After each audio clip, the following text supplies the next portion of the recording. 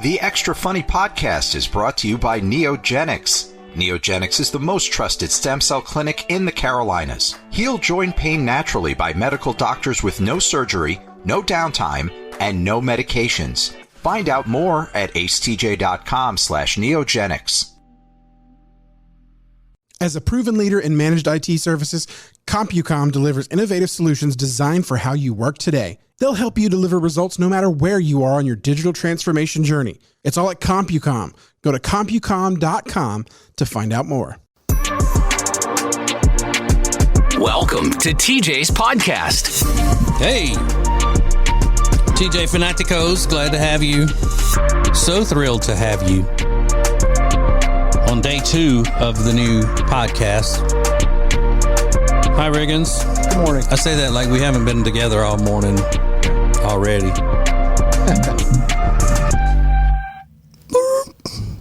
How are you? I'm good. I need you to explain something to me because I don't know about, well, as you know, I think a lot of the stuff that people do about their dogs is ridiculous. Yeah. But you said something today during the regular old show that I had no idea went on. If you've got a dog in an apartment building or complex or something in a city, they DNA test your dog. Yeah. And that's because if your dog poops somewhere in the building, they can match the poop to the DNA and know that your dog is the one doing that. Yes. Goes through, you put your pet through a whole pet screening process and you register them with this company and they provide, and I think that original story, they said they had tested 300 dogs' DNA in just a matter of weeks that were requests from properties. Wow. So we need you to do the test on this. Because I watch a lot of crime documentaries, and usually when they say, so we gathered the DNA, but we had to wait a couple of weeks before we got the results. But these people can take a dog's poop and get the DNA results back immediately then. I don't know what the timeline is. You don't know how long it takes? No. But, yeah, it's pretty sophisticated. Damn. My dog wouldn't go for it, though, because my dog would say, I don't want my DNA on record with the government. Yeah, your dog would. Mm-hmm. A nice conservative dog. So these people that the story came up about, they were getting evicted because their dog had pooped so many times around the area of the apartment. Yeah, they had gotten 3 notices. And they found out by matching the DNA. Yeah. I wonder how much, do they charge that back to the dog owner, the DNA test? Because when you get the screening for the dog, you pay a fee. And I'm sure that there's some sort of contract worked out with the DNA testing company, also the company that screens them, with the property management. I don't know how the cost breaks down, but you pay to have that done. And Wow. DNA testing is not cheap, I No. think. No. I mean, I've never done that 23andMe or any of that stuff, but I know my little friend Jenny had her one of her dogs DNA tested. Yeah. You remember, because I said it was part German Shepherd, part fox or wolf or something, and then part Cheez-It. Cheez-It? Yeah, because she had been feeding him Cheez-Its before she got the swab. And the thing 1% said, Cheez-It. yeah, the thing said don't swab their mouth unless they haven't eaten in a while or whatever. And she didn't read that part of it, and it had Cheez-Its on it. Your dog is a Cheez-It. Wow. Yeah, it's crazy. So what else do you have to do if you got a dog in an apartment? You got to pay pet rent. And how much is that extra usually? I think when I was living in the city, it was $35 a month, but a $400 non-refundable pet fee when I moved in or when I got them. Now, a lot of people just get pets and they keep it on the DL. But I don't like doing that. I mean, who wants to have to hide something like that? And how embarrassing would it be if they caught you? Yeah. And what would you say? Oh, this is not my dog. I'm dog sitting. Yeah, I guess. And they go, well, there's a fee for that too. Yeah, I'm sure Or there you're not would be. allowed to do that. Yeah. It's crazy. $400. I think that's what it was. Yeah. Non-refundable. You even get your security deposit back at the end of the lease, but not that $400 non-refundable pet fee. And $35 a month. Something like that. Yeah. And is that per dog? Like if you had 2 dogs, you'd have to pay $800 and then $70 I believe a month? So. I believe so. Damn. Yeah. Maybe the non-refundable pet fee was just a blanket cost, but for each individual animal, the rent would have been $35. Yeah, it's crazy. I need to put that in a Dear Papa letter. You know, the thing I've always said I wanted to do, but I've never done it. Yeah. Where I sit down and write a letter to my grandfather who had been passed years and years ago. But then I look at it like if I'm sitting here writing, it's supposed to be writing a letter to my grandfather telling him what's going on down here.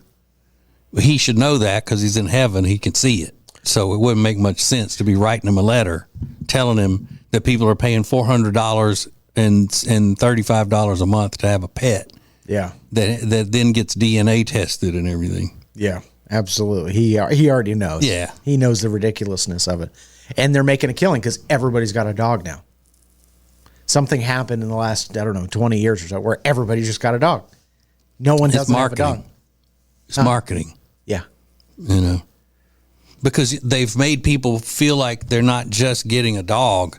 It's that they are, they're becoming, it's raising their worth in society to have a dog. It's like, oh my God, it's like a moral authority kind of thing. They started making people think, oh my, and that's where the when they say you rescued a dog or you adopted a dog, those kinds of things. Yeah. Then it makes people feel like, oh my God, I'm doing so much good for the world. Somebody pointed out, they said, it's the only love you can buy, which is true. It's the only love you can buy. And that dog will be loyal to you, will love you, regardless of whether you're skinny, you're fat, you're ugly, you're beautiful. That dog doesn't care. And people aren't like that. So that was the greatest marketing thing ever. Yeah. The only love you can buy. But what do you have to think, though, if you're the one that has to go scrape up their poop and put it in with a Q-tip and send it off to be tested? Yeah, that's probably not a fun gig.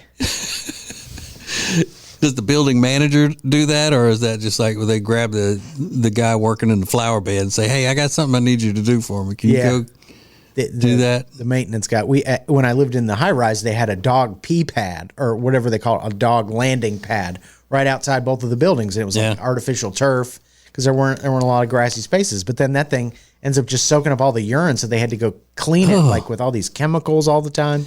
And were dogs pooping on it too? Sure. So you would poop on that pad, and then you'd have to immediately pick it up and then go. But it still had to leave a trail behind. Yeah, they would come out with it looked like a rug cleaner, but it wasn't cleaning the rug. It was cleaning the turf, and it sucks up all the, That's nasty. And you would do that? Your dog would use that thing? No, because we were always walking around the city. But I guess if your dog was a little dog and you just wanted to take it out briefly, you could do that. I never did, though. Maybe to run him out to pee one time or so, but we were always walking. Man, that's crazy. It is a lot of your life goes into having to deal with that, right? Most of my life. And is that why you say it's a prison sometimes? Yeah, it is. But it's at the end of the day, it's worth it. So what would you do if you didn't have the dog? Like, how would your life be more free? I'd be going out on a lot more dates. You would? Sure. Oh, absolutely. Why can't you go out on dates with a dog? I can, but I would go out on more. Because sometimes when it's like Friday night, and I'm like, oh man, we could go have a great date. Or I could sit, and now I got to figure out something to do with the dog. It's expensive to have somebody take care of the dog. You know? Or if you just want to leave him at the house, that's fine. But then you're like, hey, what do I. So how long would you leave him on a Friday night just at the house? A couple hours. But people leave Not more than 4. But people leave him for a long time. Yeah. But is he big enough to, like, his bladder's big enough where he doesn't have to go out that much? Not really. No? How often does he have to pee? Every 4 or 5 hours. Yeah. Does he tell you, or you just say it's time to go? Yeah. But we're so in sync, it just kind of works. So if you pee, then you think it's time for him he probably needs to go. Like that? It's like, oh, yeah, when I get through pooping, I'm going to have to take him out because I know if I'm pooping, he needs to poop. Yeah. But it is worth it. I mean, they he has brought me so much joy, and he loves me unconditionally and all those great things. I mean, there are great reasons to have a dog. Yeah. But your life does change when you have one. Mm-hmm. And not all of that is fun. But I wouldn't want one in the city for sure. Like if you got to do it's all of fun. that crap in the city, and every time you got to take them out, you got to go down, 13 floors and out through a lobby and have to, chit chat with people on your way in and out and all that stuff. Yeah, that was crazy. I don't know what I was thinking. I had a puppy on, more than 10 stories up. And that was a challenge. Did it ever poop on the sidewalk? He has, yeah, but not on, it might have been on accident or he was Right. That's sick. what, yeah. Yeah. And then you do your best and you try to clean it up with a plastic bag that's ripping. And then you got poop under your fingernails walking home. And it's in front of like the Capitol Grill, where business people are having lunch. So it's a crazy thing to do, but it was so much fun. Yeah. Because everybody else has a dog too. They are all going through the exact same thing. And that's where you'd see the homeless people. Sure, yeah, you see all kinds of people. So, yeah, I mean, I'm not going to. But you're picking up poop. They're Yeah. not even doing that. You disappear in the city. That's why people moved to New York. You can just be anonymous, and that's kind of Charlotte was a microcosm of that. But you disappear. Nobody's looking at you. You can have your nuts hanging out like that guy, or you could be picking up crap in pajama pants. Nobody cares. Nobody's looking for you. Yeah, one day I went and was hanging out with Riggins, and we were working on a little project or something, and I was spending the night with him in the city, and we went for the evening walk with the dog, and there was a homeless guy who didn't have a belt, and his pants would just fall down around his ankles and knees. I mean, and he would just be, and he had this, looked like the heaviest testicles I've ever seen on a person. I mean, they were swinging like the inside of a bell. Dong, Yeah. dong. But the city move is to just act like you don't see it. Just keep going. I mean, that's kind of what everybody does. Just put your head down. Don't say anything. Mind your business. Just I was like, did you see that guy's nuts? Just keep going. You don't stop. Don't stop. Just keep going. But I didn't see any do-gooders out there passing out clean needles or anything. Have you ever seen that? I always thought that happened in big cities. Yeah. People leaving babies at the fire station and passing out clean needles to the drug addicts. Yeah. No, not No? here. No. And homeless people, all the only stories you ever see are like the homeless person assaults somebody down the side, like sucker punches somebody. But I found that where I was living, that the homeless people were far nicer than anybody that was working in the banking buildings, or I developed real friendships with some of those guys. Mm-hmm. And, And you don't think it's because they were trying to get something out of you? I know they weren't. Oh, I know that's they good. weren't. They just wanted to talk. Yeah. And that was fine with me. I was on a walk. But yeah, but then one day that friendship comes to an end because they just disappear and you never see them again. And you're like, oh, and I would hear it all the time, like, oh, I'm going to move down to Greenville, South Carolina. I'm like, what are you going to do down there? Same thing I'm doing here. Not a lot. Change of scenery. Yeah. So, and then they would just disappear. So like a lot of those guys, and then I was reunited with one, he had moved to Chester, South Carolina, got in some sort of facility, turned his life around, got a job. I saw him 8 months later walking down Tryon. He parks his car in the middle of the street on Tryon, gets out and runs over and gives me a big hug. And his girlfriend is in the car. I remember her vaguely. And Was he still homeless? Or had he found a place? I think he had found a place, had a little car. Yeah, that's what I was going to say. Most of your urban outdoorsmen don't have cars. Yeah, he had a car, and I mean, he still kind of looked the same. Still looked a little grubby, but Yeah.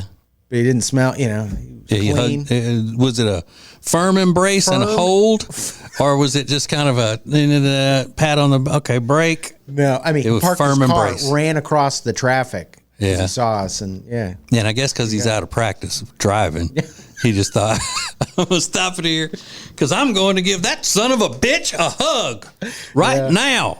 Yeah. I'm going to firm embrace him. We're gonna touch penises when we hug. That's how much I want to reunite with this fella.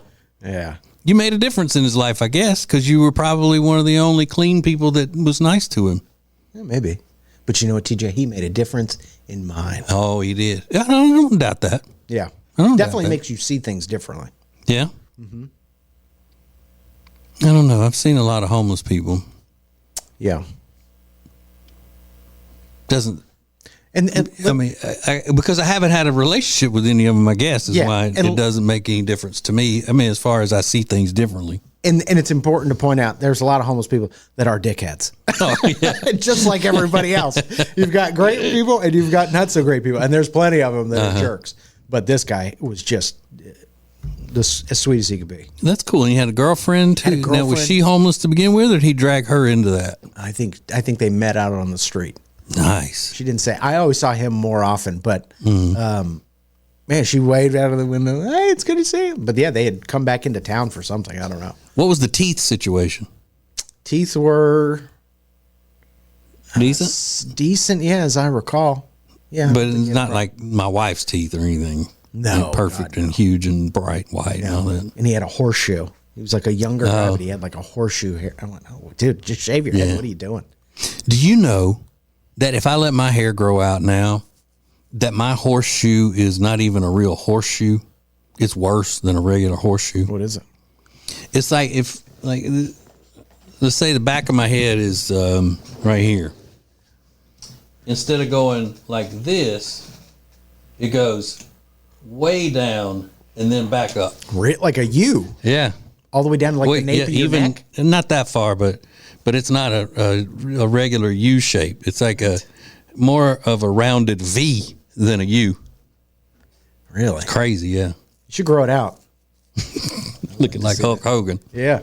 All right, so Kanye West has gone overboard with the hyperbole and the drama. I think right? So. I think so. And there's something that the children are doing on the social medias and all that needs to be. It's the social medias and airplanes that needs to be called out. So we'll get to all of that coming up next. TJ's Podcast. The Extra Funny Podcast is brought to you by Neogenics. Neogenics is the most trusted stem cell clinic in the Carolinas. Heal joint pain naturally by medical doctors with no surgery, no downtime, and no medications. Find out more at acetj.com/neogenics. As a proven leader in managed IT services, CompuCom delivers innovative solutions designed for how you work today. They'll help you deliver results no matter where you are on your digital transformation journey. It's all at CompuCom. Go to CompuCom.com to find out more.